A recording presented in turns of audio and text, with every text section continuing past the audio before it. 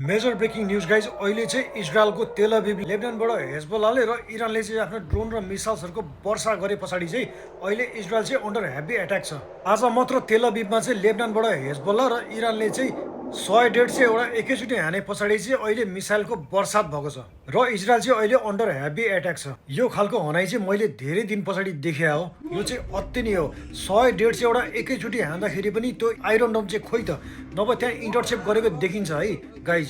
अहिले इन्टरसेप्ट गरेको छैन। लगभग तपाईँको 50% भन्दा माथिको मिसाइल्सहरू सबै तेल अभिभमा खसेको छ। मैले तपाईँहरूलाई हरेक दिन अपडेट दिँदै आइरहेको छु। मेरो हरेक भिडियो हेर्नु भने यो डट्सहरू चाहिँ कनेक्ट हुन्छ कि।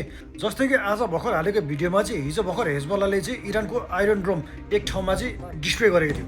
अब आज यो हनाइले चाहिँ हेर्नु न त्यहाँ इन्टरसेप्ट कहाँ गर्यो त खोइ। साउथ कोरियाबाट चाहिँ एयर डिफेन्स मिसाइल अमेरिकाले उठाएर इजरायलमा राख्यो, फेरि साउदी कतारबाट पनि दुबईबाट पनि उठाएर राख्यो इजरायललाई बचाउनको लागि भनेर।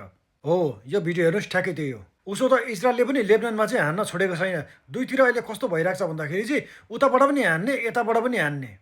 अझै मेजर डेभलपमेन्ट्सहरू धेरै नै आइरहेको छ मिडल इस्टबाट। नेक्स्ट अपडेटमा चाहिँ के हुन्छ म तपाईँहरूलाई अपडेट गराइराख्नेछु। प्रोफाइल मात्र नहेर्नुहोस्, फलो पनि गर्नुहोस्।